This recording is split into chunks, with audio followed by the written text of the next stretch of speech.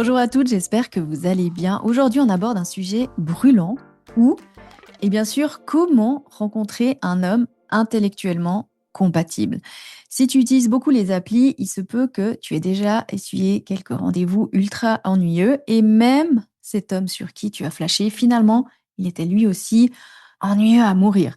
Certaines de mes clientes m'ont même confié que ça en était malaisant parce que le mec a maltraité les serveuses, il a parlé de son ex tout du long ou il ne leur a pas posé une seule question sur elle, sur leur vie et n'avait parlé que de lui.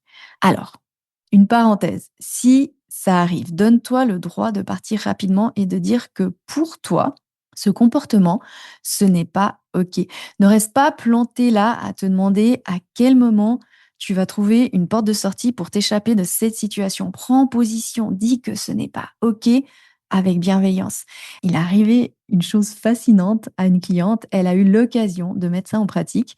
Et l'homme en question s'est excusé. Il lui a confié qu'il était stressé parce qu'elle lui plaisait beaucoup et il était parti en cacahuète. À ce jour, ils sont toujours ensemble. Donc, la formule, elle est comme ça. Standard plus attitude alignée égale influence sur l'autre. Alors, par contre, certes, ça ne va pas lui faire pousser un cerveau par magie, ni le proclamer champion de questions pour un champion du jour au lendemain.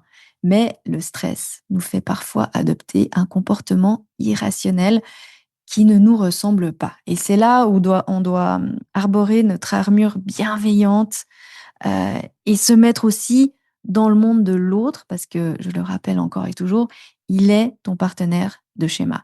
Rappelle-toi la dernière fois que tu as flashé sur un homme que tu stalkais sur les réseaux. C'était irrationnel. On passe toutes par là. Donnons une chance aux gens, mais en vrai, si on ne leur dit pas la vérité, on ne les encourage pas à avoir une attitude différente. Rappelez-vous toujours, je montre aux hommes la manière dont je veux être traité. Si tu restes par obligation pour éviter de passer pour un monstre, tu alignes tes standards à cet homme-là, à ses standards à lui, à sa maturité émotionnelle. Ensuite, où les rencontrer? Bien sûr, tu peux les rencontrer partout et on va y revenir à la fin du podcast, les endroits exacts. Mais il y a 3 questions à te poser avant d'envisager de faire des rencontres, histoire de ne plus perdre ton temps. Est-ce que je pense sincèrement qu'il en existe un ou 2 sur terre, au moins? Si oui, est-ce que je sais au fond de mes tripes qu'il me choisira? Est-ce que moi, je pense avoir le niveau intellectuel requis pour ce genre d'homme? Une de mes clientes me disait justement que personne ne la challengeait intellectuellement et je lui ai posé ces 3 questions et la finalité, elle était convaincue qu'il en existait. Elle en connaissait. Donc ça, c'était validé. Mais elle ne pensait pas qu'il la choisirait parce qu'elle ne se trouvait pas à niveau sur les sujets politiques. C'était spécifiquement sur le sujet de la politique. Et qu'elle s'était convaincue que ce genre d'homme adorait parler politique. Ah oui, c'est bien connu, tous les hommes intelligents parlent politique, hein. Elle s'imaginait assise à un repas avec lui et d'autres, parlant politique, et qu'elle passerait pour une idiote et qu'il remarquerait qu'en fait, elle est nulle. Il la quitterait. Vous entendez le cheminement de pensée là? Ça veut dire qu'elle n'osait pas pleinement se visualiser avec un homme intelligent parce qu'elle-même ne se trouvait pas suffisamment intelligente dans certains domaines. Je veux dire, elle savait qu'elle était percutante, intelligente, qu'elle avait une belle méthodologie de pensée et qu'elle avait une culture générale riche, mais la politique, non. En termes de concret, ça voulait dire quoi? Elle ne matchait pas ceux qui avaient l'air trop intelligents, elle ne faisait pas vraiment des rencontres. Les 2 fois où un homme avec qui elle avait une belle connexion intellectuelle, elle a complètement paniqué, perdu ses moyens et a commencé à agir complètement bizarrement. Elle scannait les hommes.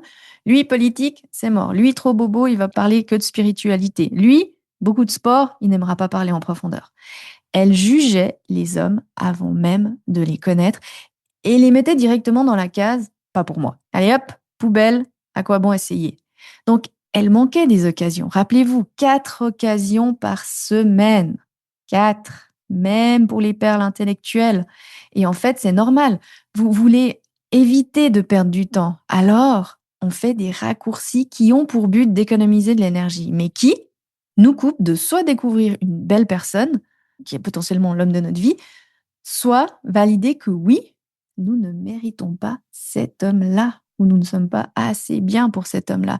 Une mise en échec en avance qui nous permet d'atténuer nos souffrances. C'est moins douloureux de se dire soi-même qu'on ne trouvera pas ou de décider nous-mêmes qu'on ne sera pas choisi. C'est toujours plus facile de se dire moi je suis nul plutôt que de vraiment le vivre et de vraiment essuyer le ah ouais, l'autre, il me trouve nul. Sauf qu'on ne se donne jamais la chance d'aller au bout, de voir ce qu'il se passe. En PNL, on appelle ça une cause à effet. Il est intelligent, donc il va vouloir parler politique. Il est intelligent, donc il va choisir une femme très intelligente. Il est hyper pertinent dans sa méthodologie de pensée, donc je ne réussirai pas à le suivre tout le temps. Ça va me demander des efforts constants. La vérité. Et on est entre nous, comme toujours. On s'est toutes dit au moins une fois, mais qu'est-ce qu'il fout avec elle? Un homme génial, bien sous tout rapport, marié avec une femme qu'on juge inférieure à nous.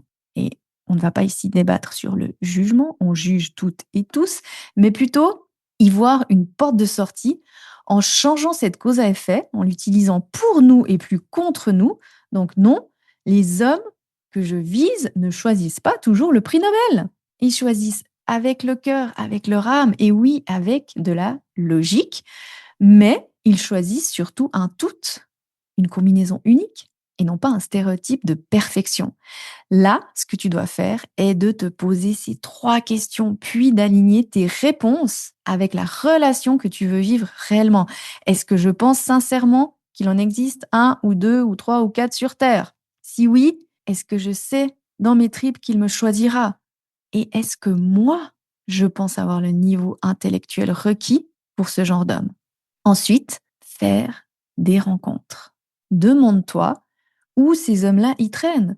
Bien sûr, ils sont partout. Vous devez donc ouvrir l'œil, forte de cette nouvelle synchronisation, forte des réponses alignées aux questions que je vous ai posées. Alors oui, comme toujours, vous pouvez choisir d'attendre que ça arrive. C'est OK. Tout est OK, aucun problème. Mais à ce moment-là, vous devez aussi accepter que peut-être ça prendra plus de temps. Et ça peut arriver naturellement. Et ça peut aussi arriver naturellement demain. Vous voyez, il y a toujours le fait que ça peut arriver du jour au lendemain, pour autant qu'on soit vraiment aligné aux réponses et à notre vie amoureuse, vraiment idéale. Donc, sinon, si vous voulez accélérer le processus et aussi évaluer vos rencontres pour voir là où vous en êtes, organisez-vous un agenda avec des activités sympas. Encore une fois, demandez-vous, où est-ce que l'homme de mes rêves, il traîne? Et vous faites des hypothèses. Rencontres littéraires, coworking space, bibliothèque, associations diverses, soirées, jeux, théâtre, opéra, musée, cours du soir, week-end de développement personnel, dégustation de vin, passer un week-end dans un hôtel 5 étoiles. Une chose que j'ai faite à partir du moment. Attends, on va après 5 étoiles. Et aller faire ces activités pour rencontrer plus d'hommes qui vont vous plaire et qui seront d'une intelligence égale à ce que vous désirez. Une chose que j'ai faite à partir du moment où j'ai entrepris de répondre à la question comment vivre une relation complice qui dure dans le temps, j'ai commencé à vivre la vie que je voulais vivre en couple. Et j'ai fait beaucoup de belles rencontres. Et en plus, ça m'a permis de peaufiner ma formule amoureuse. Voilà pour cette semaine. À la semaine prochaine. Et comme d'habitude, je serais ravie que vous notiez le podcast. Si vous avez 1 minute, merci à celles qui l'ont fait la semaine dernière. J'ai vu que certaines ont déjà noté le podcast. Magnifique. Merci beaucoup.